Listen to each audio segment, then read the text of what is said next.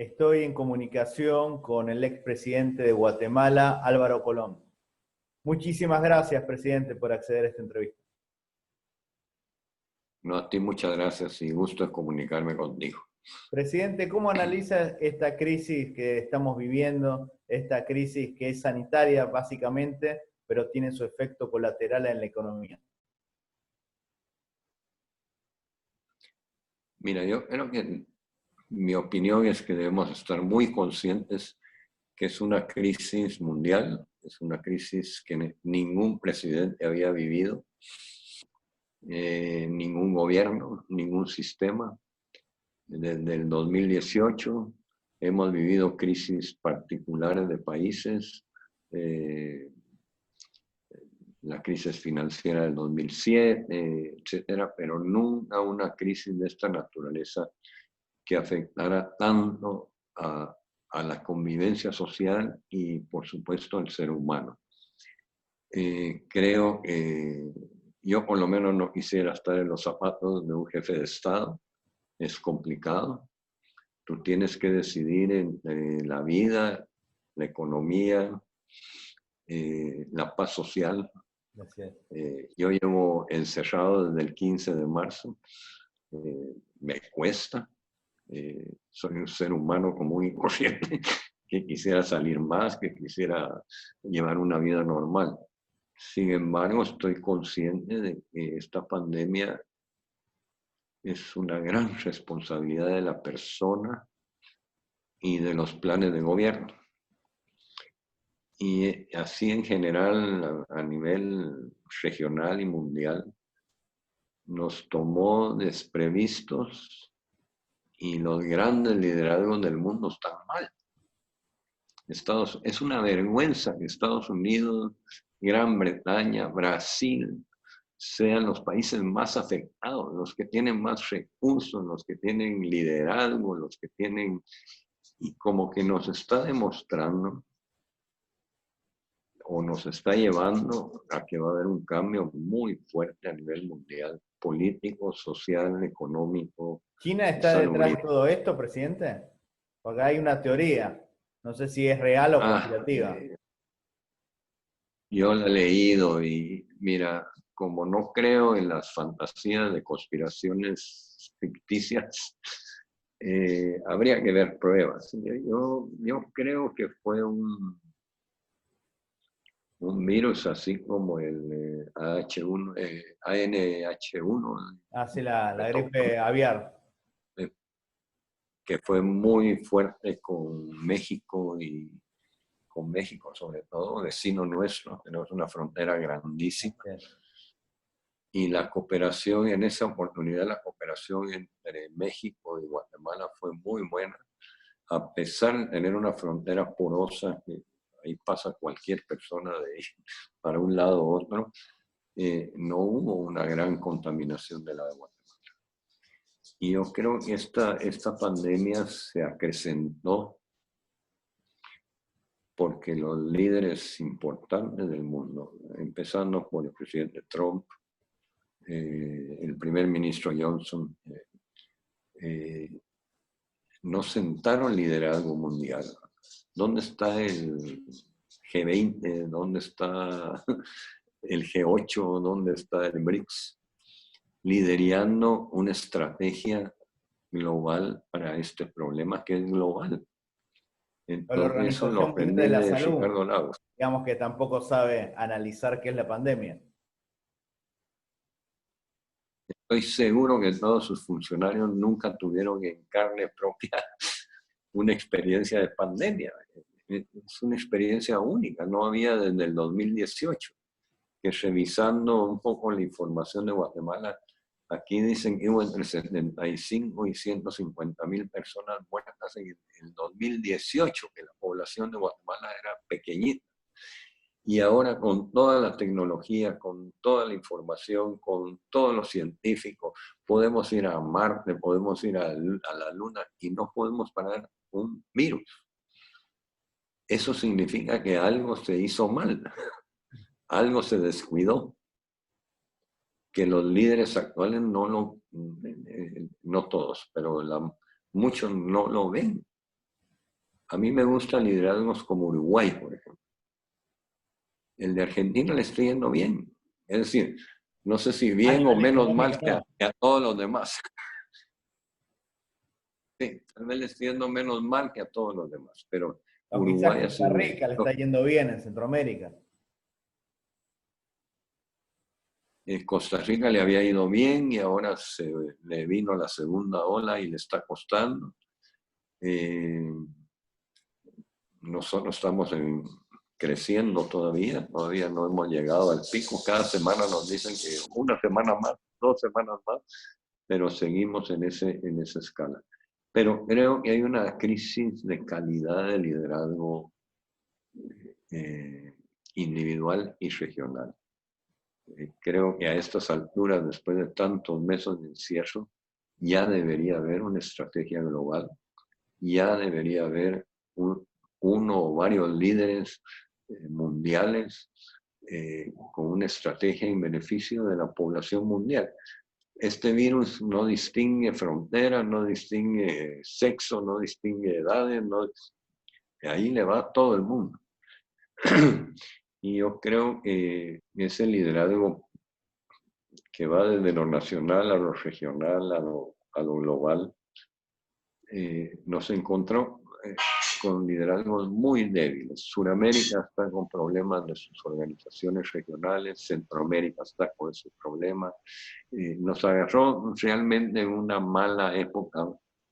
¿Qué piensa del liderazgo del presidente mexicano Andrés Manuel López Obrador, que cumplió 2 años en la gestión? Lo conozco, lo aprecio, pero creo que se está equivocando. Subestimó la Y pandemia.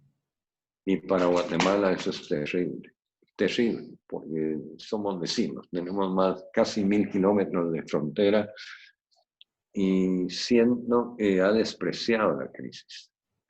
Y un líder que desprecia una crisis de esta naturaleza, y me duele, porque realmente ganó con tan buen porcentaje de votos, es una buena persona, no sé si es su equipo, no sé si es él, no sé si... Pero lo que sé es que México le está yendo duro, muy duro, mucho más duro de lo que debería ser. Y yo creo mucho en el liderazgo individual. Yo creo que cuando el líder está bien, su gente va a estar bien. Pero en esta crisis creo que se pensó más en el Tratado de Libre Comercio, en las fábricas de carros en el norte. De alguna manera usted está diciendo un tema anímico, que el presidente o el jefe de Estado transmita optimismo y seguridad a la población y no incertidumbre. Así es. El mismo hecho de la mascarilla, que te soy honesto, yo al inicio dije, ay, bueno, la mascarilla, saber cuánto le ayuda a uno. Ahora estoy convencido que la mascarilla ayuda.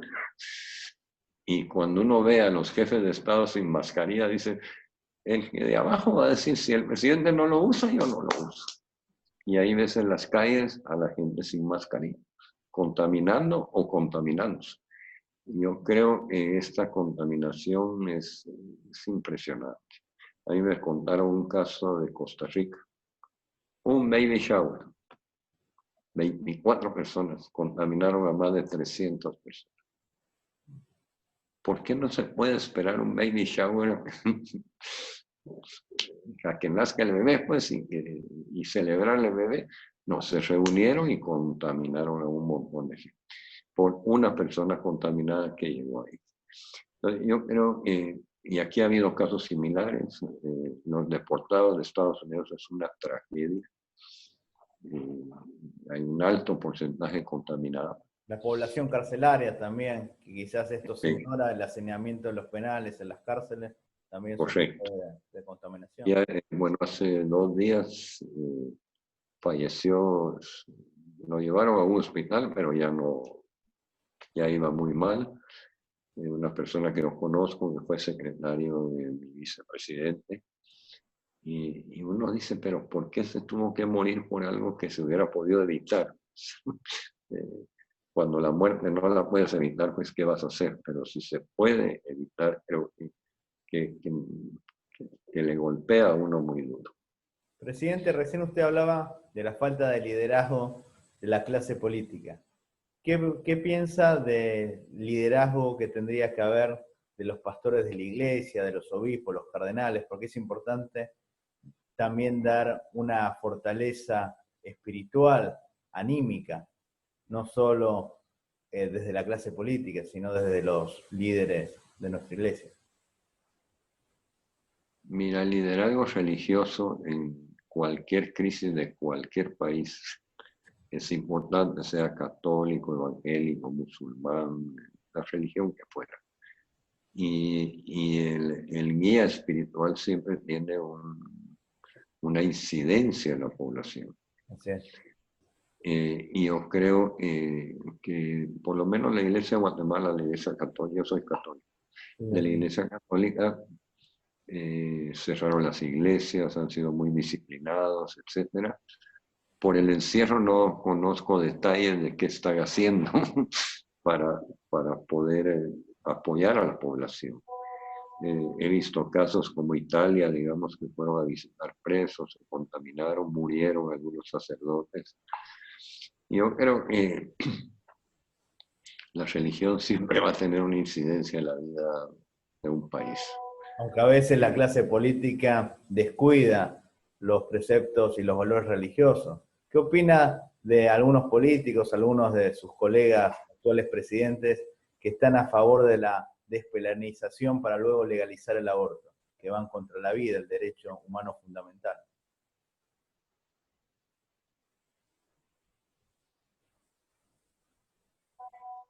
Perdón, está entrecortada, de oír entrecortada la voz. ¿Qué opina de algunos presidentes o líderes políticos que están a favor de la despenalización para luego legalizar el aborto? Este derecho humano tan importante que es el derecho a la vida, y la clase política o parte de ella la desprecia. Mira, yo estoy avanzado en años, me eduqué en una familia muy conservadora. Creo que la mujer tiene derecho a decidir su cuerpo y a decidir su destino. No creo en el aborto.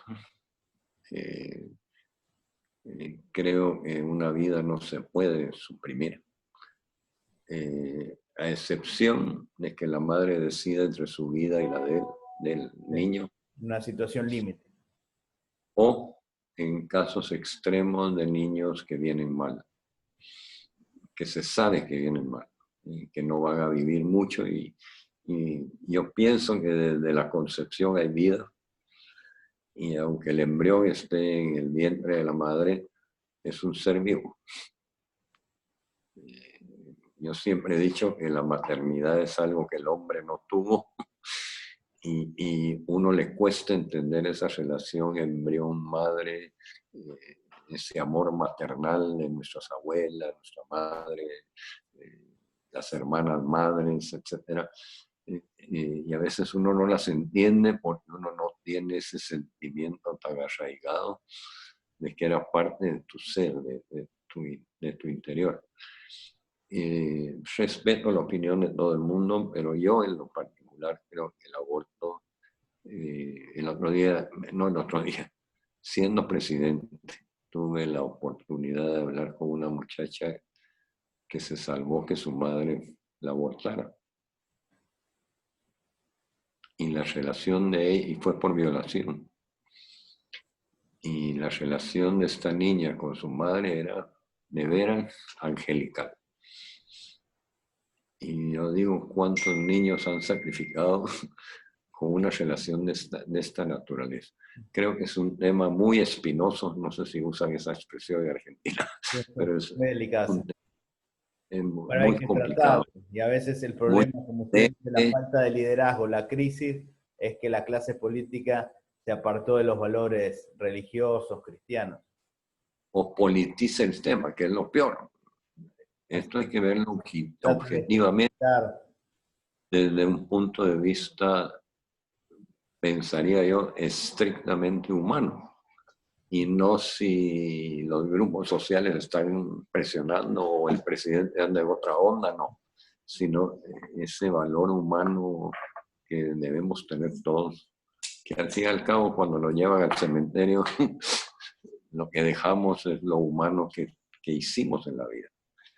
Entonces creo que es un tema muy, muy espinoso. Aquí tuve yo la crisis de la pena de muerte, por ejemplo. Que el presidente de la República, como Nerón, levantara el dedo y dijera este sí, este no. A mí me parecía que eso era arcaico. La pena de muerte quedó en la Constitución, pero como no hay una instancia de perdón, porque yo no la acepté, yo dije, bueno, si hay una instancia de perdón, que sea la Corte Suprema de Justicia. Un montón de jueces se jugaron la vida condenando a muerte a alguien. ¿Por qué va a venir un ingeniero industrial, presidente, a decir sí o no? Me parecía... Es un organismo colegiado y no una persona. Me parecía en los tiempos romanos salvajes. Era un circo, no era justicia en sí. Y el aborto es un tema similar. Yo respeto la decisión y el derecho que tiene la mujer a su vida, a su cuerpo, pero es complicado. Presidente, otro tema que llama la atención de muchos expresidentes que lo acusan de diferentes delitos o sospechas, incluso le ocurrió a usted. Esto lo hablamos antes de iniciar la entrevista y bueno, usted me dijo que le podía preguntar este caso. ¿Usted piensa que hay persecución judicial y política a los expresidentes de las repúblicas? Yo haría la diferencia de los casos reales y los casos con pruebas, casos con cuentas, casos con movimientos financieros anómalos, etcétera. Eso no solo los presidentes, los ministros, los secretarios, etcétera. La auditoría social debe ser efectiva. Sí. En mi tiempo pusimos la ley de información, o sea que se tiene acceso a toda la información del Estado. En mi caso particular, obviamente, yo sé que soy inocente, yo sé lo que hice, lo que no hice, y yo creo que vamos a salir bien con ese caso. Pero tanto en Guatemala como en otros países, Ecuador, en Brasil, en la misma Argentina, lo que se ve o lo que se lee es un relajito entre lo político y lo real. La justicia es una. ¿Es o no es culpable? ¿Hay o no hay pruebas? Y creo que eso hace la diferencia de los casos. Algo que aprendí siendo presidente. El guatemalteco tiene la tendencia, y creo que el latino en general, a generalizar. Hay un militar malo, todos los militares son malos. Y yo creo que en todos los gremios sabemos de todo. Buenos, muy buenos, regulares, malos, muy malos y pésimos, ¿ya? Y yo creo que esa generalización y la politización lleva a injusticias. Lo que mi familia sufrió durante el proceso es la forma en que se hizo, no nos oyeron. ¿Usted fue detenido? Sí, una forma salvaje, como que fuéramos narcotraficantes, con todo mi gabinete, con los 13 ministros. Y no hay una sola prueba. ¿No? Y tenemos 2 años de no tener audiencia. Y no han podido probar nada, y no van a poder probar nada. Eso es, para mí, yo sufría mucho por mis hijos, mis nietos, por el mis caso amigos. Urbano, ¿nos puede explicar cómo era? Porque usted quería mejorar el transporte en su país. El transurbano era un embrión del sistema de Colombia y de Brasil, donde se legalizó, la palabra no es legalizar, donde se transparentó el subsidio público al transporte urbano. Se mejoraron las unidades, ya no son unidades de hace 30 años, tienen obligación de renovarlas cada si mal no recuerdo, 2 o 3 años. Todavía se ven las unidades buenas, están funcionando, con un número limitado de pasajeros y no como los otros buses que son para 60 personas y van 100 o 110 personas. Buses en buena calidad, etc. Y para mí fue un excelente proyecto para apoyar a la Municipalidad de Guatemala, que tenía serios problemas en el transporte público. Lamentablemente, pues yo duré 4 años y ya después no sé qué pasó, aunque todavía el transurbano está funcionando, en mi opinión, bastante bien. En líneas generales, a veces los presidentes se tienen que enfrentar a diferentes mafias, por ahí del transporte, del delito. Quizás ellos o parte de ellos son los que después tratan de perseguirlos. Mira, aquí hay, igual que en muchos países de América Latina, mafias de distintos niveles y magnitudes. La más fuerte que me tocó enfrentar fue el narcotráfico. Yo llego y, con excepción de un personaje del narcotráfico capturado en el 97, nunca se capturaron a los capos.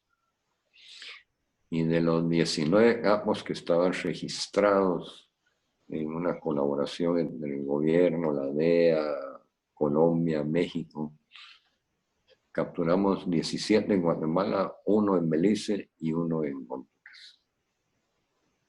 Y les dimos duro. Mis 2 antecesores incautaron, si mal no recuerdo, 4.000 millones de quetzales. Yo incauté en 4 años 92.000 millones de quetzales. Porque mi teoría era que no era solo capturarlos, sino quitarles los activos, quitarles la plata, quitarle la coca, las armas. Yo creo que fue la mafia más dura en mi periodo. Y ahí están las mafias políticas, yo era bastante independiente, yo no dependía de que me impusieran ministros y ese tipo de cosas. Una mafia que, aunque avanzamos, no avanzamos lo que yo hubiera deseado, que es la mafia de aduanas, que es tremenda desde hace muchos años. Avanzamos, pero honestamente no salí satisfecho, para ser franco. Y de ahí, tal vez esto no es mafia, pero sí es Grupo de poder, digamos. el grupo de poder, correcto, gracias. Toda la parte económica. Bueno, nuestro sistema desde la colonia tiene un sistema muy rígido y la inequidad es enorme. Se refiere, por ejemplo, a empresas transnacionales que perjudican la En gobernabilidad de los países. Guatemala tiene una economía muy, muy conservadora y muy nacional. Aquí hay transnacionales, pero su incidencia la hubo en los 40 cuando la revolución y todo eso de la bananera, esta United Fruit Company. Pero después de esa época yo creo que la incidencia de las transnacionales no ha sido tan grande. Es más los intereses internos, gremios muy fuertes, gremios muy grandes, y a veces cuesta relacionarse con ellos. Cuesta que las protecciones para crecer la industria nacional se acaben algún día. No puede seguir al eterno la protección a los artículos básicos, harina, pollo, Los medicamentos. medicamentos, en todo ese tema. Creo que eso es de lo más difícil en nuestros países y no es exclusividad de Guatemala, es el mismo caso de El Salvador, el mismo caso de Honduras. Pero yo, ¿sabes una cosa? Uniendo temas. Sí. Yo tengo la esperanza que esta pandemia nos lleve a un nuevo orden social económico, político a nivel mundial. Yo creo que si la humanidad no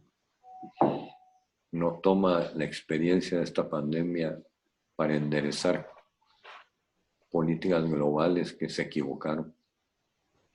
Hoy leía un artículo de un amigo y decía, el gran problema es que lo económico ha dominado lo social. Ayer se abrió un poquito, no un poquito, bastante más el país. Yo estoy seguro que en 2 semanas humanizado la política. Estamos regresando. Dentro de 2 semanas vamos a regresar. Hoy me mandaron un video de el mercado más importante de la ciudad. Eso era una feria. Y mucha gente sin mascarilla. Y eso dentro de 7 días hay un montón de infectados. Entonces yo creo que esta pandemia nos va a enseñar a convivir de una forma distinta. De hecho, en mi vida personal, mi familia, ha sido la época, siempre hemos sido unidos y es una familia muy unida. Pero ahora yo siento que esto ha crecido, la solidaridad, aunque nos hablamos solo por teléfono, la solidaridad es increíble. Si falta esto en una casa, ahí va, de la otra. Yo pienso que esa pandemia va a traer la exigencia de liderazgos totalmente distintos a los que vivimos a finales del siglo pasado y estos 20 años de este siglo. Con una observación, Juan,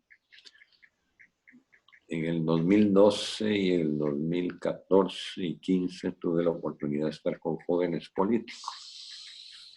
En el 2012 fue en la Universidad de George Washington. En el 2013 fue un evento del Consejo Nacional de Elecciones de México. Y en el 2013 o 14, no recuerdo, fue en República Dominicana. Y me reuní con la juventud de los partidos. Y desde Washington, que fue la primera, había unos 250 líderes jóvenes de partidos de toda América Latina. El mayor debe haber tenido 28, 29 años. Y oí a mis 5 compañeros expresidentes dar sus pláticas y a mí me tocó de último.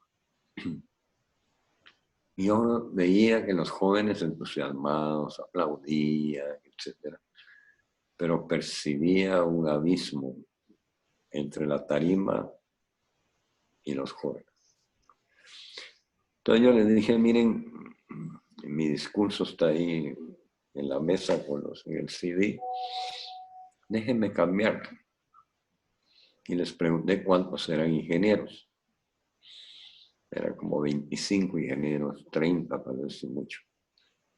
Y les pregunté si sabían qué era la regla de cálculo. Se me quedaron viendo como que estaba hablando de los dinosaurios. Yo me gradué con regla de cálculo. Tuve mi computadora, la primera, una IBM con 30 megas en su disco duro. Y esa era mi gran computadora a los casi 40 años. Le dije, el mundo cambió. La diferencia generacional que hay ahora es histórica de la humanidad. Sí. Mi nieta y mi nieto manejan mejor la computadora, el iPad, el teléfono que yo. Cuando tengo líos con mi teléfono voy con mis nietos.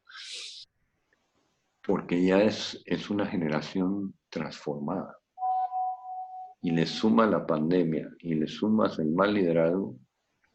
Si no sabemos manejar ese cóctel de humanidad, o salimos ganando o nos va a ir mal, pero tenemos que entender bien que esto es una lección a la humanidad. Muchísimas gracias, presidente, muy amable. A ti, Juan, y aquí me tienes a las órdenes, te debo los teléfonos, te los voy a pasar, y si vienes por Guatemala me avisas y te atendemos. Me encantaría. ir a conocer su país. Muy amable. Ok.